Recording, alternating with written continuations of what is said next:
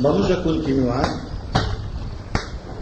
con una presentación muy subjetiva que tiene que ver con no pretender explicar algo prefabricado como es lo corriente, lo usual, y esperar muy atentamente qué es lo que puede suceder en una reunión de amigos interesados en descubrir el magno secreto de la vida, y que por lo tanto en este interés debe surgir forzosamente una interrogante que puede ser de la incumbencia de cualquiera de vosotros. Yo creo que las grandes conferencias prefabricadas, predeterminadas, preparadas con antelación, irán perdiendo poco a poco su interés y ganará interés, por el contrario, el fluir de lo espontáneo, de lo natural, de lo recién llegado, de lo que está constantemente sucediendo. Por lo tanto, las preguntas que puedan formular, aun cuando se basen en recuerdos anteriores, tendrán al menos la espontaneidad, la fragancia del momento presente. Así, de todo cuanto se ha hablado durante estos últimos tiempos aquí sobre el aspecto esotérico, puede constituir la simiente de alguna pregunta que luego podemos extender conjuntamente. Vengo impreparado, que es la mejor forma de preparación, así que contestaré lo que pueda a cada una de las preguntas que puedan ser formuladas.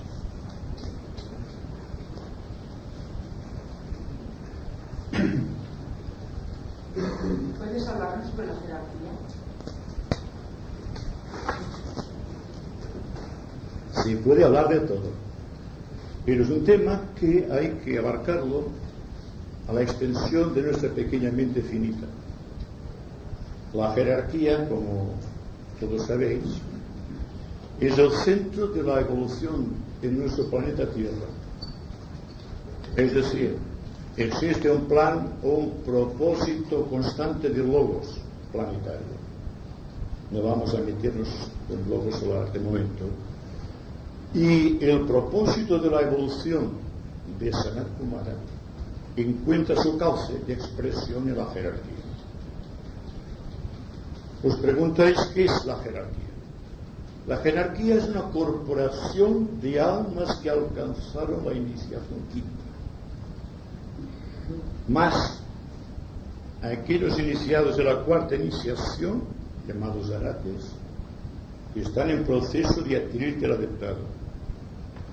Forman parte de la jerarquía los grandes kumaras o los señores de la llama, aquellos que vinieron con Sanat Kumara desde el planeta Venus.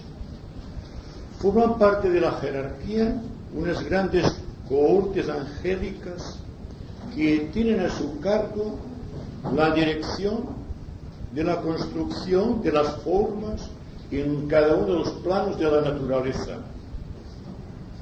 Forman parte de la jerarquía los iniciados de la tercera iniciación, aquella iniciación llamada de la transfiguración.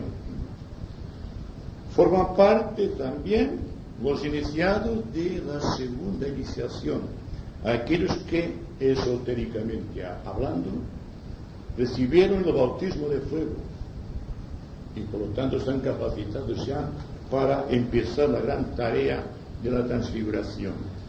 Pero pertenecen también a la jerarquía los iniciados de la primera iniciación, aquellos que hicieron posible el nacimiento de Cristo en su corazón.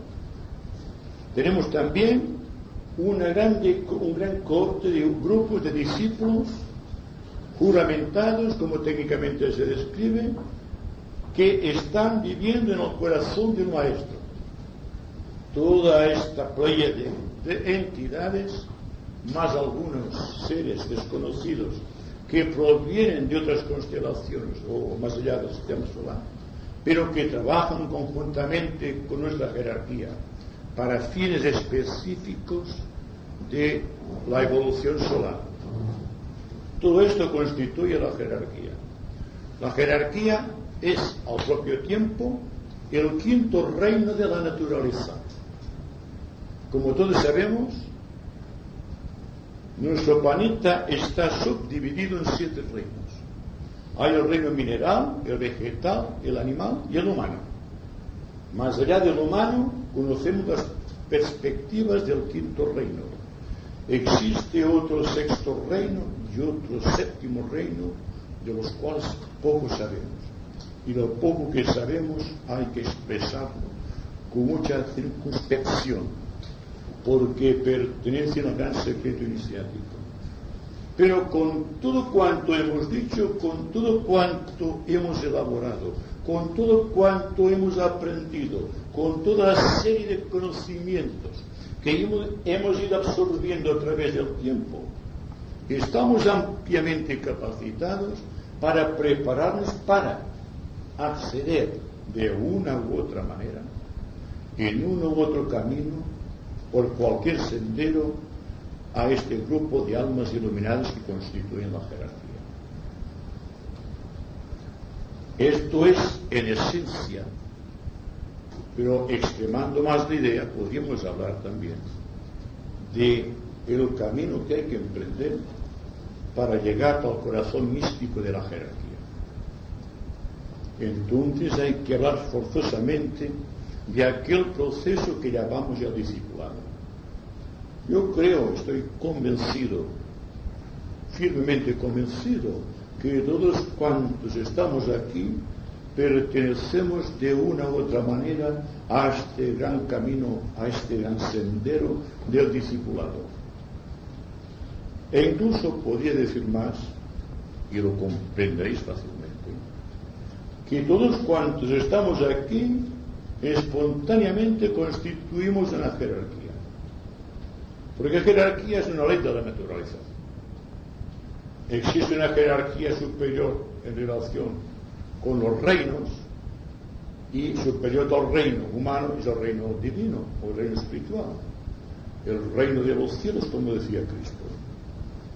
Y dentro del reino humano hay una serie infinita de jerarquías de seres, desde el salvaje que vive en las selvas sin afán peyorativo alguno, el hombre corriente muy atrasado todavía, llena de deseos y lleno de apetencias de tipo material, hasta el hombre completamente civilizado con una mente plenamente técnica, hasta penetrar ya dejando la mente técnica dentro de las profundidades de la espiritualidad.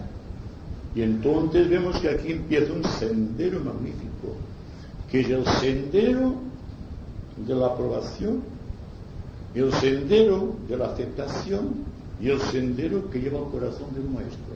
Y a partir de aquí se abren las perspectivas de la iniciación. La iniciación, técnicamente descrita, es la entrada en un superior estado de conciencia. Todos estamos habituados a pensar y a sentir y a desear de una forma determinada. Llegará un momento que las voluntades de todos los hombres seguirán el mismo camino, por distintos senderos. Es decir, que muchos senderos individuales completarán un gran sendero, que es el sendero humano que va al quinto reino.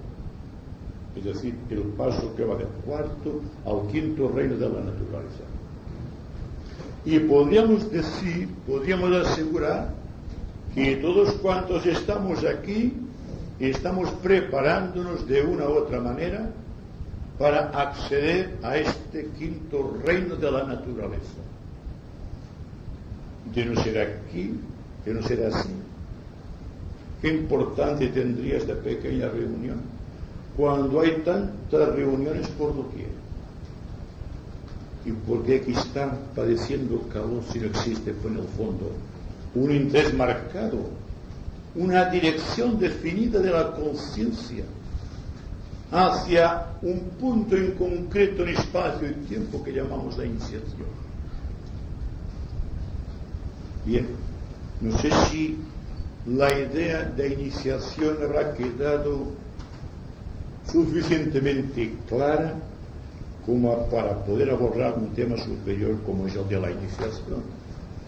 De todas maneras, podríamos decir que la iniciación y la incorporación de seres más avanzados dentro de la línea espiritual en el planeta Tierra obedece a un plan conjunto solar.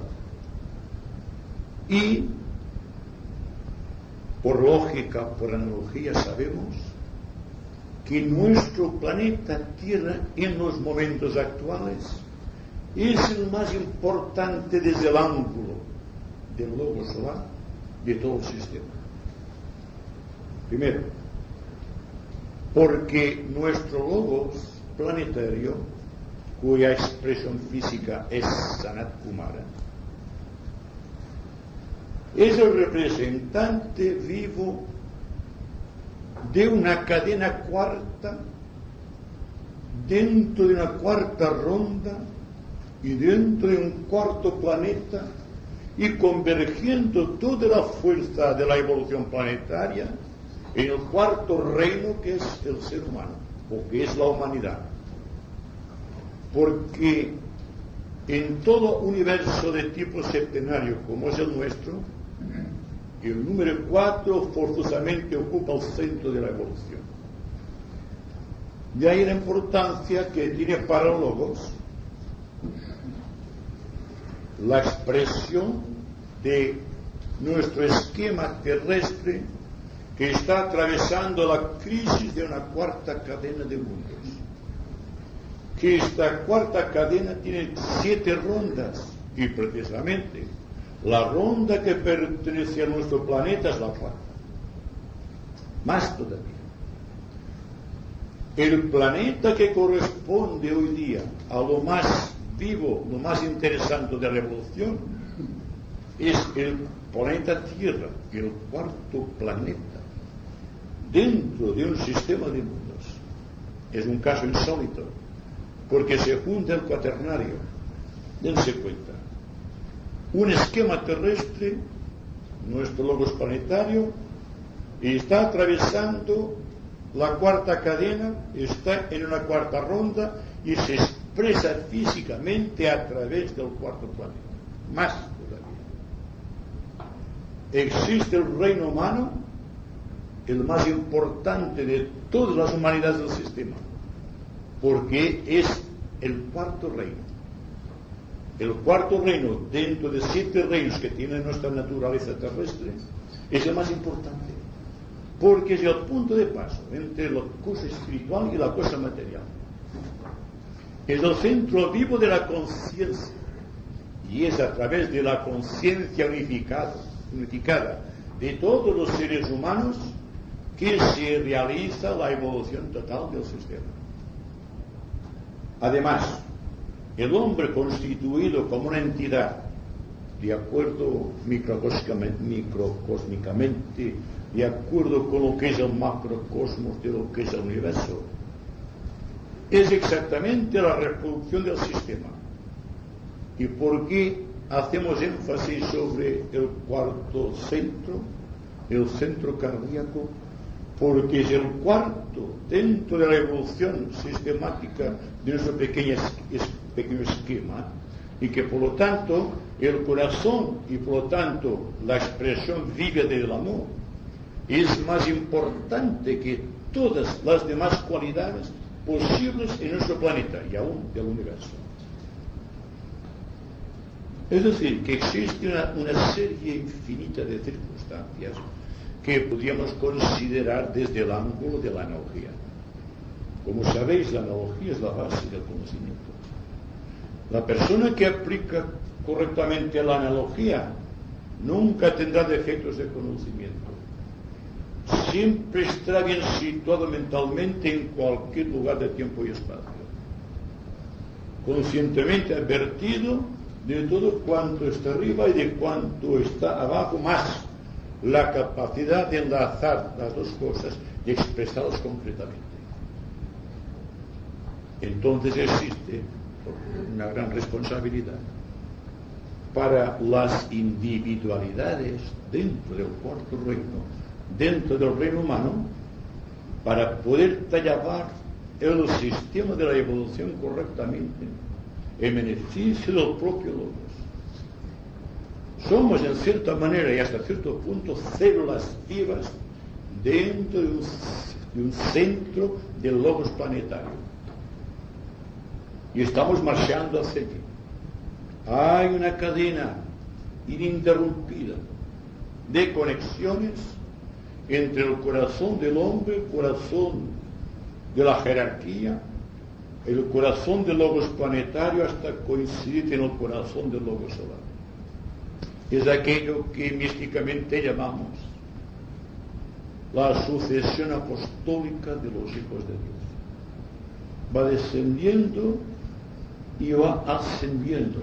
Es la típica escalera de Jacob, tal como nos relata la Biblia, por donde suben y bajan los ángeles, que son las almas de los hombres. Ya que hemos hablado de los ángeles, diremos que existe una participación muy activa del reino angélico en la evolución de la humanidad, y que esta evolución tendrá que ver mucho también con la posición que ocupa actualmente el logos planetario frente a los 7 hombres celestiales, o los 7 logos planetarios que constituyen la esencia del sistema. Creo que no podemos pasar de aquí. Pero si sobre esto hay una pregunta, vamos a tratar de contestarla.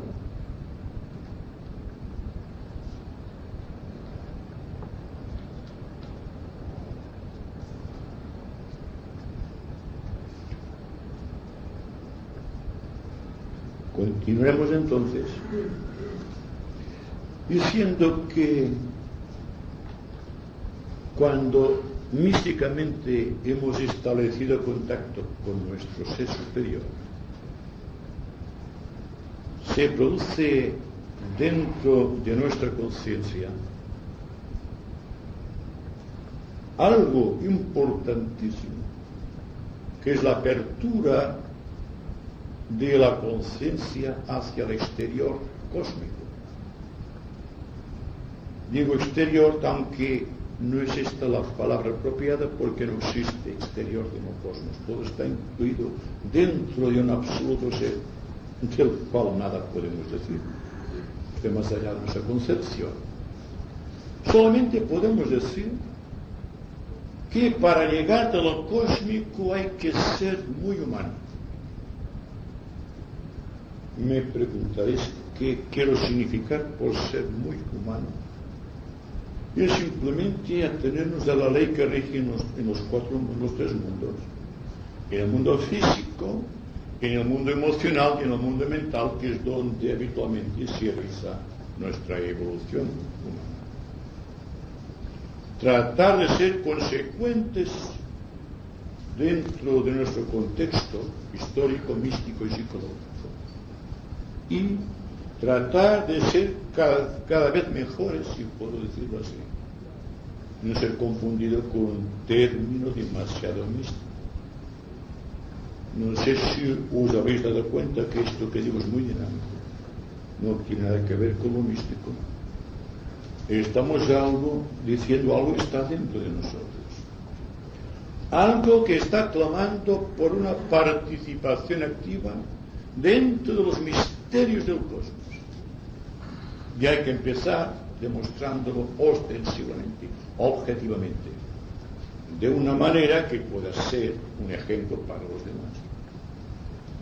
Y aquí estamos con lo que digo constantemente, que no se puede ser esotérico sin ser un buen ciudadano, sin cumplir con las leyes básicas de la sociedad, con la cordialidad del trato, con la amabilidad, con el derecho a exigir que se nos trate correctamente y con el deber de ser correcto para con los demás. En esencia, Tal es el mensaje del segundo rayo, tal como lo afirmó Cristo. Haced a los demás aquello que quisierais que se hiciese con vosotros, pero no hagáis a los demás aquello que no quisierais que con vosotros se hiciese. Y la gente ve estas cosas como una palabra. Es una sentencia, es la ley. No la ley de Moisés, es la ley de Dios. Es la ley de expresión de la naturaleza humana, cuyo móvil es fundirse, fusionarse con el ser divino. La avanzada de Sanat Kumara está en el corazón. La avanzada de Sambala está en la cúspide de la cabeza. ¿Qué estamos haciendo entonces para que estos centros resplandezcan y se conviertan en avenidas de contacto con estos centros cósmicos? Estamos hablando de los rayos, estamos hablando de todo cuanto nos da actualmente la astrología actual, en todas sus facetas descriptivas. Y yo creo que nos olvidamos siempre de lo fundamental, que es la vida social. El maestro tibetano, en uno de sus escritos, que tuve el honor de poder hacer directamente, siendo originales, dice: el antakarana que corresponde a la humanidad actualmente es la conciencia social. No confundáis la conciencia social con la conciencia socialista. No es lo mismo. Se puede ser socialista y ser antisocial. Y se puede ser social y abarcar todo el cosmos. Esto lo he traducido de escritos inéditos del maestro tibetano. Por lo tanto, sé exactamente cuál es la posición de la jerarquía a través de uno de sus ímpetus maestros. También sé, y seguramente también vosotros lo sabéis, que estamos constantemente tratando de fundir nuestra pequeña personalidad con el ego superior, o con el Dios superior, o con nuestra alma inmortal, o con el ángel solar. Y que esto lleva en nosotros un conflicto constante. No se puede buscar a Dios sin entrar en conflicto con el diablo, por decirlo de alguna manera. No podemos empezar a trabajar con la jerarquía sin correr el riesgo de que todo cuanto existe de material en nuestra composición químico-orgánica, psíquica y espiritual, que tratarán de paralizar todos nuestros esfuerzos. Por lo tanto, no podemos ver un discípulo sin crisis. Cuando la vida del discípulo está sin crisis, sin problemas, es que realmente no hay un discipulado. No hay discípulo donde no hay crisis. Además, solamente la crisis y la trascendencia de la crisis lleva a la iniciación. La iniciación es la consumación de una crisis. La consumación de un estado de conciencia dentro del corazón del maestro lleva a la primera iniciación. Se ha salvado una crisis, se ha entrado en un nuevo estado de conciencia. Automáticamente sobreviene un periodo de serenidad, de tranquilidad, yo diría hasta de éxtasis. Automáticamente sobreviene, porque la ley es cíclica, otra crisis superior. Cuando la crisis ha sido aceptada inteligentemente e inteligentemente solucionada, se penetra en la segunda iniciación. Se tiene un cuerpo físico controlado y se empieza a controlar desde arriba las emociones. Y entonces entramos, como digo, en la segunda iniciación. Recibimos el bautismo en el Jordán. Significa que hemos dejado entrar dentro de nuestra conciencia una parte muy considerable de las energías del ángel solar. Sigue otro momento de fricción, de encanto sublime, de misticismo trascendente. Y entramos entonces en otro periodo de soledad o de crisis, que nos prepara para la tercera iniciación. No podemos continuar el proceso, que ya lo podéis imaginar.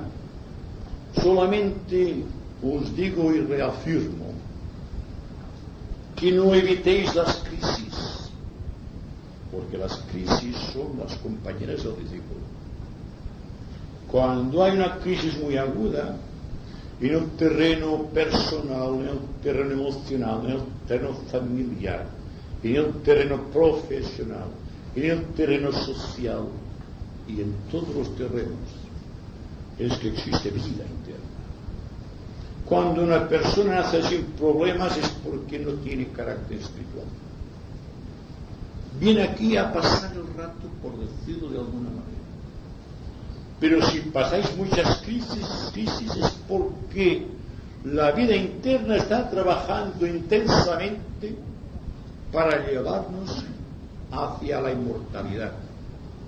Es decir, que lo que sucede actualmente en la humanidad, lo que sucede por doquier, las guerras, los conflictos, el hambre, las enfermedades, los conflictos sociales que acusa toda la humanidad, es la revelación de una crisis de grandes consecuencias que está atravesando nuestro propio logos planetario.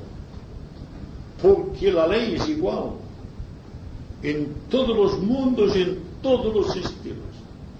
Aumenta la calidad, la grandiosidad, la medida, pero la ley siempre es la misma. Se manifiesta en forma de crisis para buscar la liberación. Se sucede la liberación y después de gozar de la liberación sucede otro estado de crisis. Y así de crisis en crisis y de liberaciones en liberaciones o de iniciaciones en iniciaciones, llegamos un día a ser conscientes de la paz del logos cósmico. Y aquí no podemos pasar. Sabemos que existe una nirvana de consecuencias tan trascendentes que nuestra mente no puede captar, pero que constituye el punto de unión con todo el cosmos. Se ha logrado la unidad. Estamos viviendo íntegramente en el nirvana. No existen vacíos de inseguridad. No existen crisis de conciencia. Solamente existe la paz. La paz de los altos lugares. La paz irrevelable, porque pertenece al corazón de aquellos que viven en lo eterno.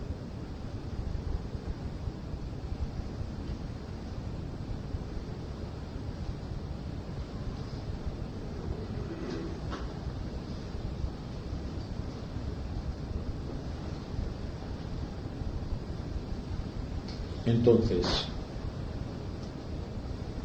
¿quiere preguntar algo? Perdón. Sí, quería preguntar, entonces, el comportamiento ante estas crisis, ¿qué tipo debería ser la respuesta? ¿De luchar por solventarlo o dejar que se vaya evolucionando por su problema? ¿Qué sucede cuando estamos atravesando una crisis? Automáticamente, por una ley muy natural, muy humana, de autopreservación, la rehuimos, ¿verdad? O le buscamos un sucedáneo o una cura de urgencia, como se dice, hablando corrientemente. Cuando existe una crisis, lo que hay que hacer es afrontarla. No atacar por los flancos. Esto en táctica militar tiene su éxito, pero no esotéricamente. Hay que afrontar la crisis de frente y con todas las consecuencias. Preguntaos si habéis afrontado alguna vez una crisis enteramente con todo vuestro ser. Si así hubiese sido el caso, la crisis hubiera destilado su secreto, porque cada crisis lleva un secreto y un misterio a revelar. Pero como tenemos miedo, ya estamos convenciendo, la crisis pasa por nosotros y nosotros no nos damos cuenta, la evadimos. Hacemos ver que no la vemos. Somos astutos, ¿verdad?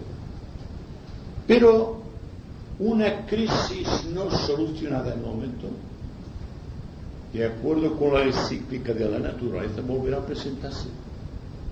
Se presentará cargada con todo cuanto fue consumado en el pasado, y ya no será la crisis que nos venía como una novedad, sino que será la crisis actual más el recuerdo de todas las crisis inconsumadas que están dentro del trasfondo de la conciencia, en aquella remota parte del ser que llamamos subconsciencia.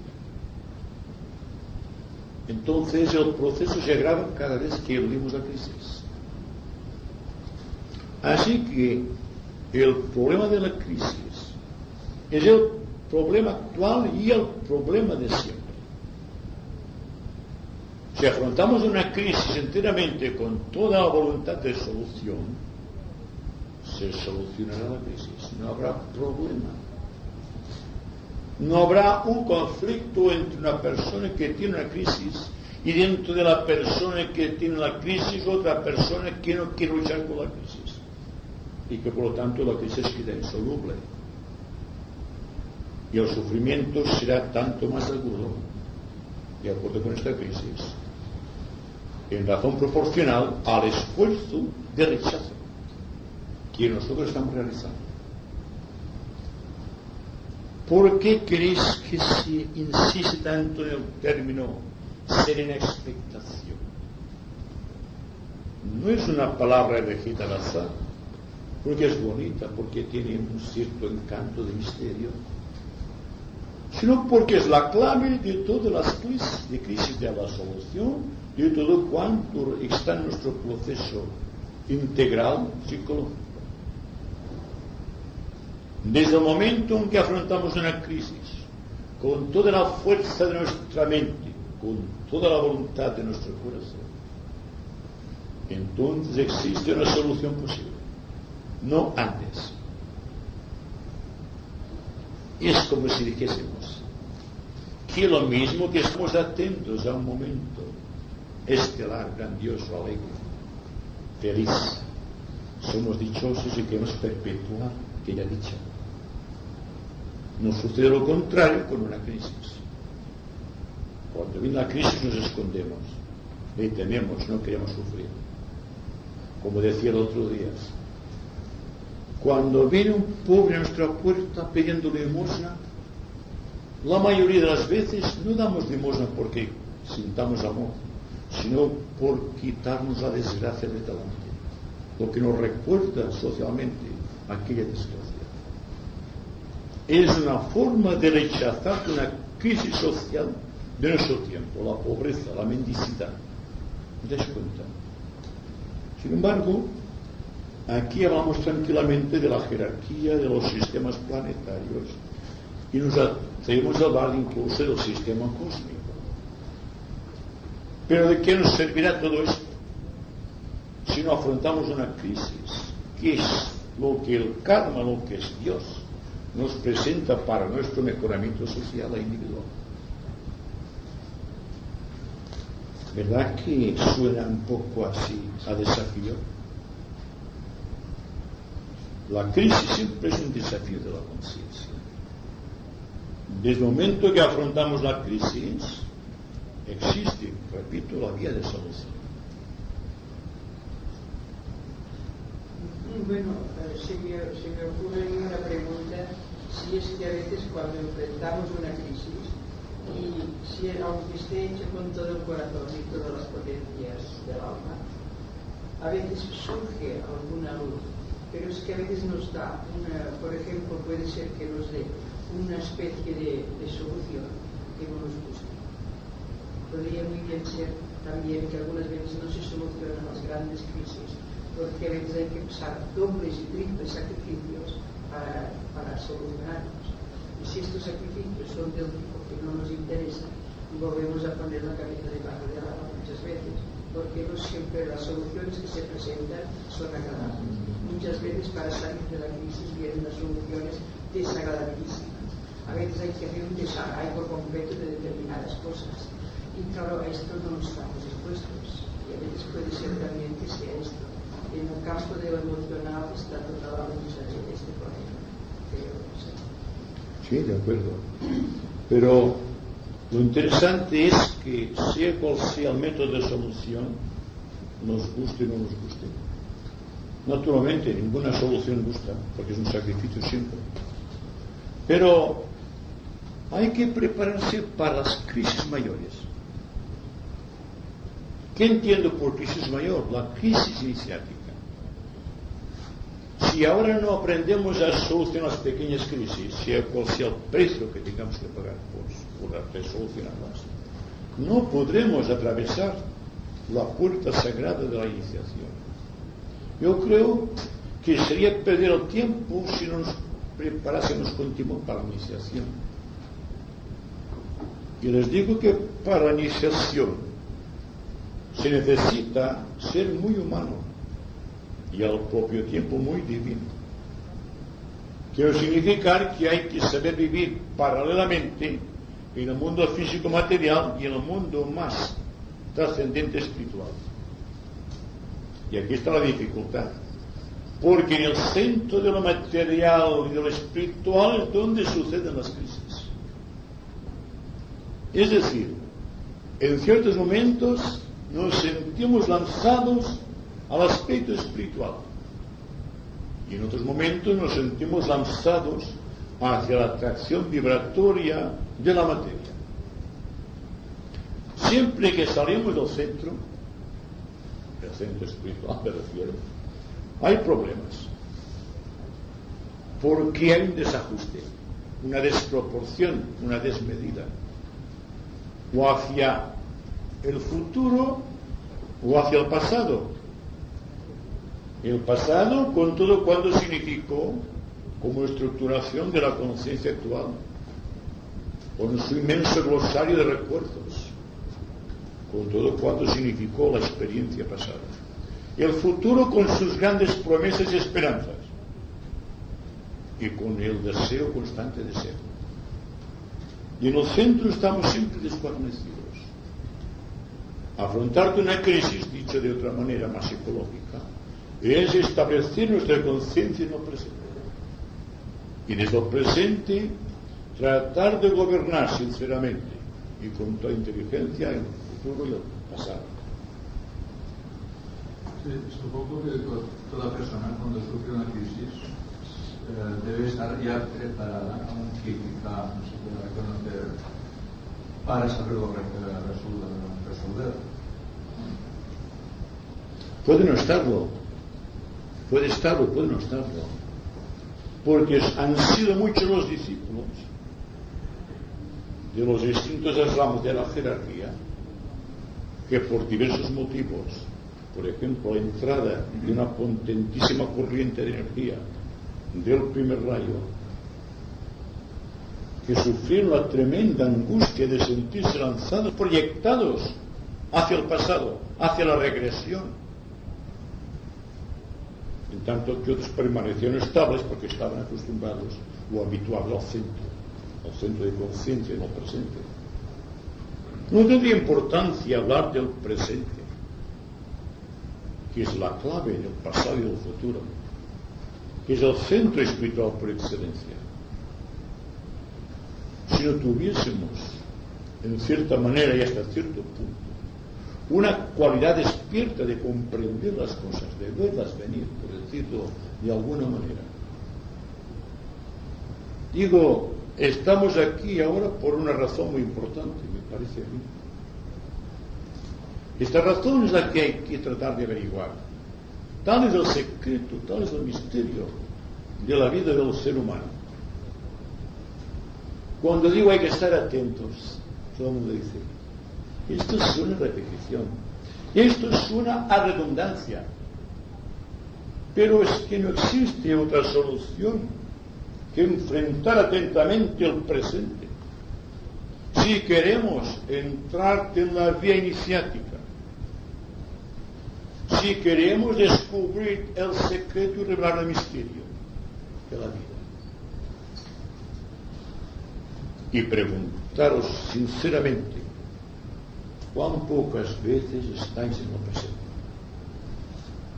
O bien deseamos lo que tiene que venir,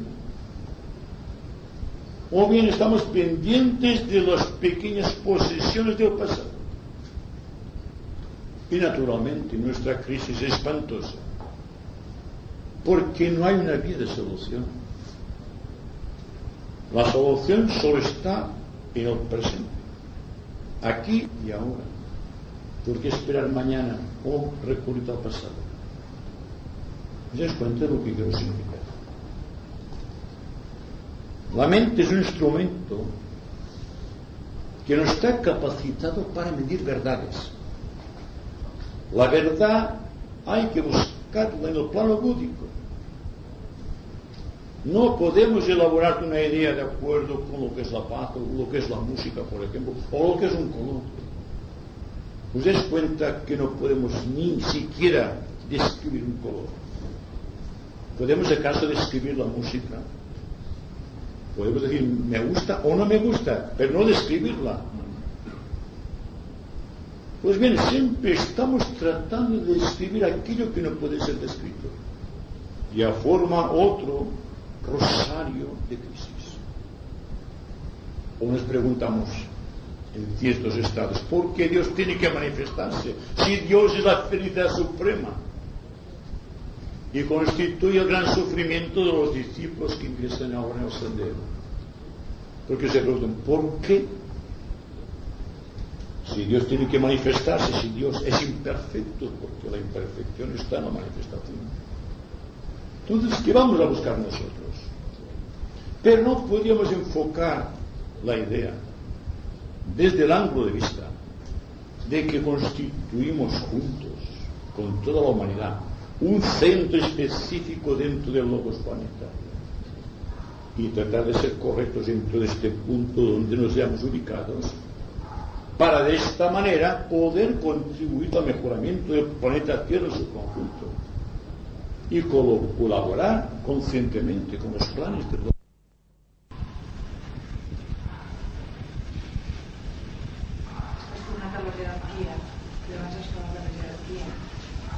Hablando de la jerarquía, no de referente a preguntar, pero está integrada en la jerarquía. Pero en sí, la parte práctica de la jerarquía, a lo que se dedica al perdón, referente a lo que nos pueden ayudar con nosotros porque formamos parte activa, o esa parte activa que ella forma con respecto a nosotros, ¿qué funciones prácticas? La jerarquía con respecto a nosotros. La jerarquía nos envía toda la fuerza posible a la medida de nuestra propia estatura física. No nos enviará más fuerza que la que podamos contener. Luego el problema no es la ayuda de la jerarquía, sino la amplitud de la conciencia, del canal para recibir la fuerza de la jerarquía. Naturalmente la jerarquía está flotando, sus ángeles están por aquí. Si no, no existiría la luz, que es un proceso angélico por excelencia.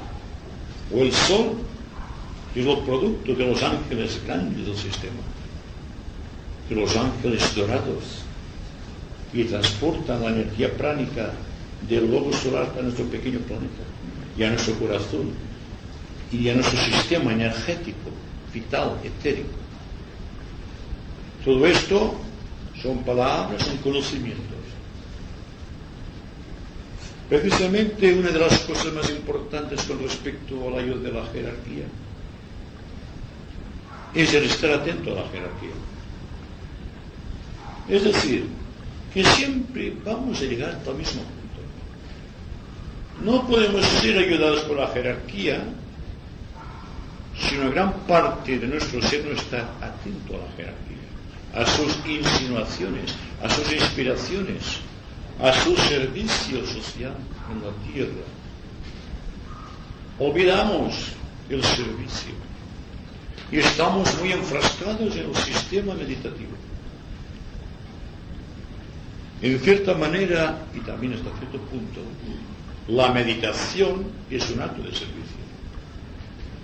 siempre y cuando la meditación no sea un sistema para crecer individualmente, que es lo que ocurre con más frecuencia. Cuando meditamos buscando un resultado, el resultado siempre tiene que beneficiar, ¿verdad?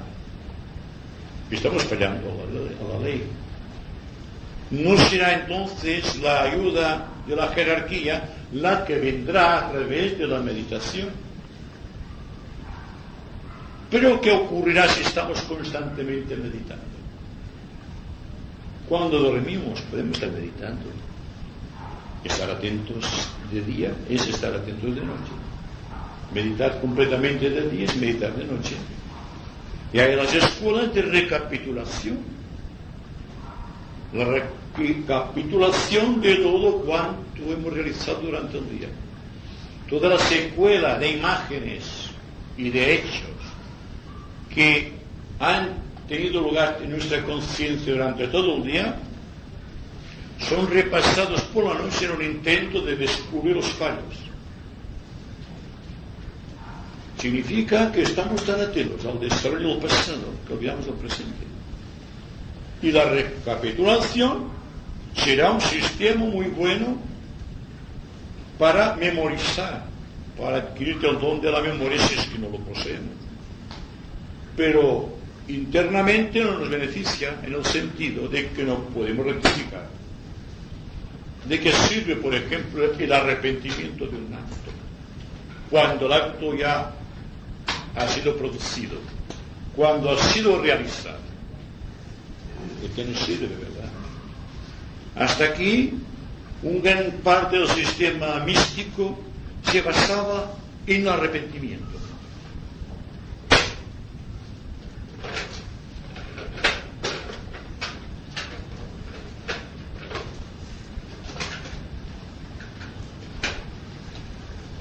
Y en este arrepentimiento se buscaba algo que se pareciese a la paz. Es decir, que la paz se adquiría o pretendían que se alcanzara por medio de la intensidad del arrepentimiento. Hasta que nos hemos dado cuenta que el arrepentimiento pertenece al pasado.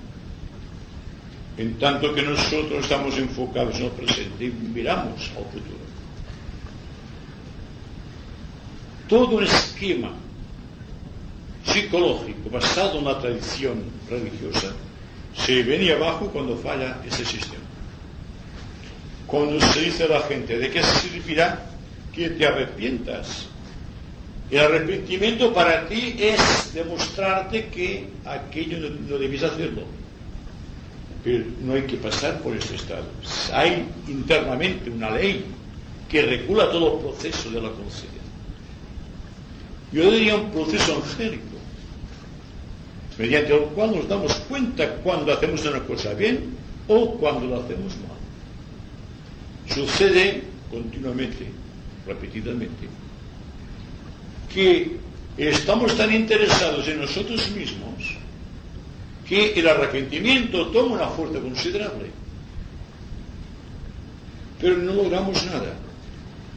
Solamente perpetuamos un acto a través del tiempo, cuando, a mi entender, psicológicamente hablando, aquel acto tendría que ser consumado dentro de la conciencia. ¿Cómo? Mirando de frente todo cuanto va sucediendo. Porque si estamos muy atentos, seguramente que esta misma atención impedirá que estemos dentro de los cauces que nos llevan a males que después conducirán a otro arrepentimiento. Es decir, que el recuerdo y el arrepentimiento siempre van juntos.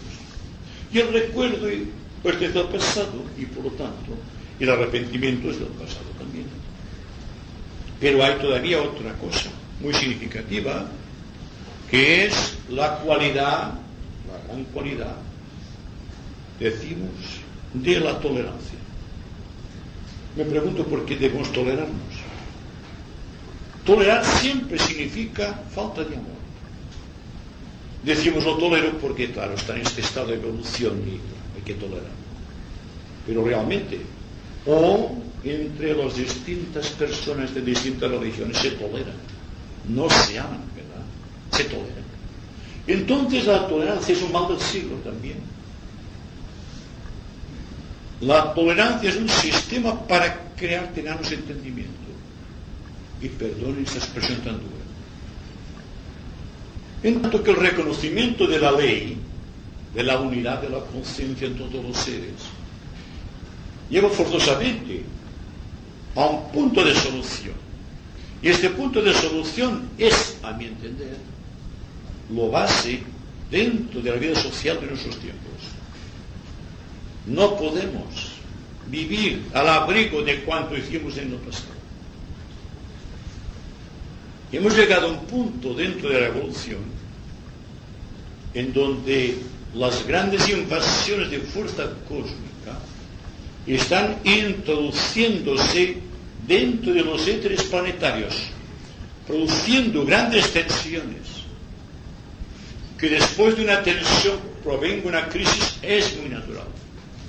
Lo que no es natural es que la crisis no sea afrontada con toda la intensidad de nuestra mente y de nuestro corazón. Pasar de aquí es repetir, como decíamos, ser redundantes, pero hay que refrescar la memoria, porque adolecemos siempre de este sentimiento tan impersonal que ha de llevarnos a la inmortalidad. Es decir, estamos tratando de buscar un resultado definido en nuestra vida. Como somos impacientes y los resultados no se producen rápidamente, desconfiamos de la ley, porque desconfiamos de nosotros mismos y hay la tendencia a regresar al pasado. Si pudiésemos, mientras estamos aquí, ser realmente consecuentes de lo que significa estar aquí y ahora, juntos, tratando de comprender a Dios. Y después continuar pensando en esto, constantemente. Sabiendo que esto, bajo otra faceta, se producirá si estamos muy atentos, muy observantes del proceso. Porque el proceso humano no es el solo proceso humano, es el proceso social, es el proceso de la humanidad, es el proceso del logos planetario. Van implicados factores muy importantes, demasiado importantes, diría yo, para que pasen desapercibidos. Y para solucionar el problema no bastará tener muchos libros esotéricos, ni estudiar mucho, ni meditar mucho, sino simplemente en ser consecuentes de la acción. Lo principal es ser consecuentes de la acción. Una acción que está aquí y está siempre, en todas partes. Si pudiésemos salir de aquí con la conciencia de aquí y de ahora, y no la perdiésemos, alcanzaríamos muy pronto la iniciación, la que corresponde a nuestro estado.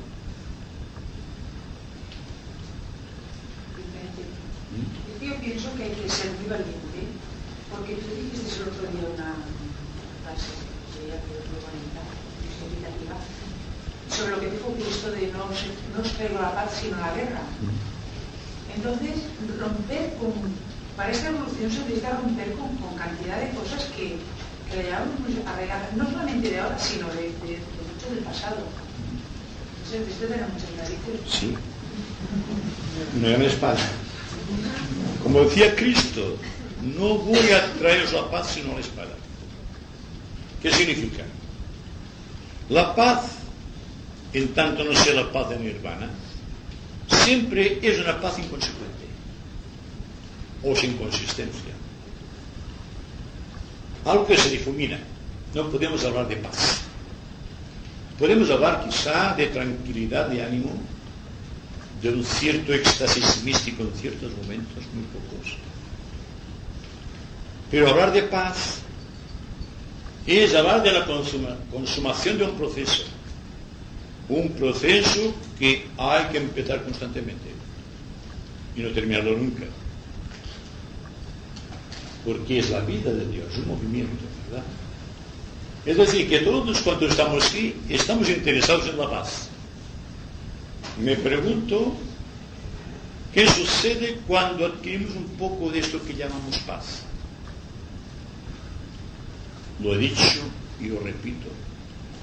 Cuando, por 1000 circunstancias fortuitas o no fortuitas, se produce un estado de paz, como que nuestra mente está muy impreparada y no sabe qué es aquello, automáticamente surge la pregunta, ¿qué es esto? Y la paz ya se ha perdido. Porque no estamos atentos, ¿verdad? Si cuando tenemos la paz, estamos atentos a la paz no se extinguirá ya. Pero cuando viene la paz nos preguntamos, ¿pero qué es esto? Porque es nuevo, ¿verdad? Porque nunca tenemos paz. Y cuando tenemos la paz, entonces, no sabemos qué es. Y al preguntarnos por su procedencia, automáticamente la mente concreta ha desfigurado el proceso. Y por esto decía Madame Blavatsky que la mente es la matadora de la realidad. Porque está arguyendo sobre algo que no tiene concepción ni tiene medida, porque es la vida del cosmos. Es el movimiento de Dios, la paz. Bien, ¿cómo se alcanza la paz? La paz a nuestra estatura, a nuestra medida. Cuando estamos expectantes. No me cansaré nunca de hablar de la expectación. Es ese estado de conciencia donde la cual hay una tensión, un deseo infinito de descubrir lo que la vida trae en aquel momento, que es todos los momentos, ¿verdad? Pues cuando estamos muy atentos se produce la paz. Y como que continúa el movimiento de la atención, el movimiento de la paz persiste. Y no hay el conflicto entre la mente discriminativa que quiere saber qué es aquello que acaba de venir. Naturalmente hay que prepararse para esta paz. No podemos extraer conclusiones acerca de la paz sin perder la paz. Pero si sentimos la paz siquiera una vez, seguramente que la fruición de aquel contacto nos llevará a buscar la paz constantemente. Ya no podemos vivir sin la paz. La paz tendrá que ser nuestra compañera. La compañera de siempre. Si hay paz, los conflictos iniciáticos pasan casi desapercibidos. Y la paz, como algo que pertenece al cosmos, que es la vida íntima del cosmos, la tenemos siempre a nuestra disposición. Solo falta crear el canal de recepción de la paz y distribuirla y manifestarla íntegramente en forma de radiación. Porque dense cuenta, cuando se cansen avisan, dense cuenta de lo que existe hoy día viendo el ser humano. Nos estamos preguntando qué vamos a hacer, qué podemos hacer para contribuir al mejoramiento social. Porque naturalmente el hombre vive siempre de lo espectacular, de algo que se puede ver objetivamente. Pero lo único que puede salvarte a la humanidad de todos sus problemas físicos, problemas morales y problemas intelectuales, es la radiación que produce la paz cuando penetra en nuestro campo etérico. ¿Por qué creéis que curaba Cristo? Por no decir otros grandes insignes taumaturgos. Porque Cristo tenía una radiación de paz que curaba a su alrededor. El contacto con su túnica, yo diría menos, el contacto con su aura era curativo. Era la curación del problema. Después de hablar con un hombre santo, nuestros problemas han desaparecido. ¿Por qué se ha realizado un milagro? porque hay la radiación cósmica a través del aura de un ser humano. Un ser humano insigne de grandes proporciones, el superhombre. Como Cristo, como Buda, como los grandes maestros de la jerarquía. El día que tengan contacto con un maestro y puedan penetrar dentro de su aura, se darán cuenta de que no existe problema ya.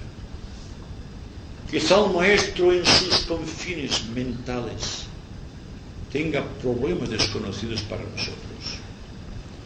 Pero viendo al maestro desde este momento presente, con la mentalidad impuesta técnicamente en nuestro siglo, lo vemos como un ser prodigioso, como un ser excepcional. Naturalmente, a su lado existe la paz. Y mientras estamos en contacto con el maestro, la paz persiste, porque estamos dentro del campo de confluencia del maestro, o de su campo etérico o magnético, como ustedes quieren decirlo. Pues bien, algo de lo que hacen los maestros hay que hacerlo aquí y nosotros. ¿Por qué no? Si hay una fruición, si hay una paz en nosotros, esta paz no queda dentro de nosotros. No se oculta la luz debajo del celamín, como dijo el profeta, sino que va persistiendo en forma de radiación magnética. Y toda persona que tiene radiación magnética es porque de una u otra manera está en contacto con el centro de paz del universo. Aquí hay que contar con la estatura de cada uno, con la pequeña medida de cada uno. Pero si quiera ser una pequeña medida, si hay paz en esta pequeña medida, hay radiación. Y esta radiación es lo que produce dentro del planeta los grandes movimientos culturales y civilizadores de la historia. Porque la paz es lo que mueve la maquinaria del universo. No es una conquista, es un descubrimiento. No es lo mismo, ¿verdad? Estamos descubriendo constantemente la paz. Y en el descubrimiento de la paz existe el éxtasis de la vida. Y entonces vivimos de acuerdo con la paz. Y al vivir de acuerdo con la paz somos radiantes y magnéticos. Y curamos sin necesidad de proyectarlo. Somos la salvación del mundo en aquellos momentos que tenemos paz en el corazón. No contribuimos al malestar del mundo con el malestar de nuestra psicología poco trascendida o poco trascendente. Estamos siendo, dentro de un movimiento muy augusto, muy supremo, una ruedecita que marcha al compás de este movimiento. La rueda será más pequeña o más grande, pero será ajustada dentro de su medida a la gloria de esta paz, que es el movimiento constante del universo.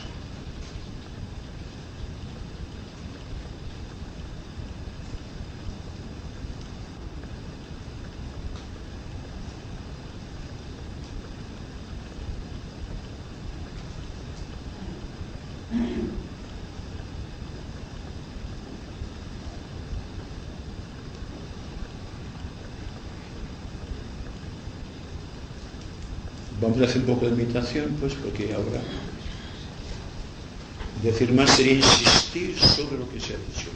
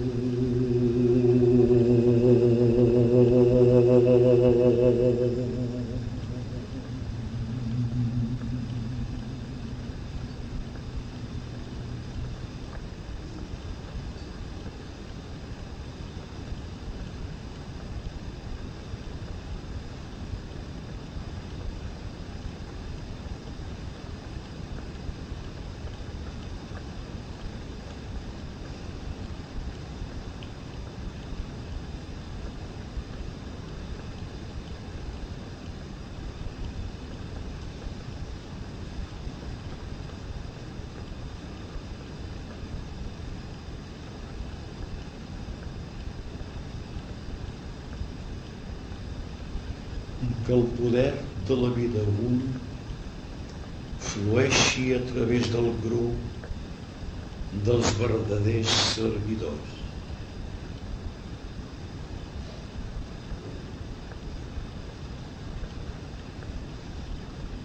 Que l'amor de l'ànima una caracteritzi la vida de tots aquells que s'esforcen per ajudar els grans sers.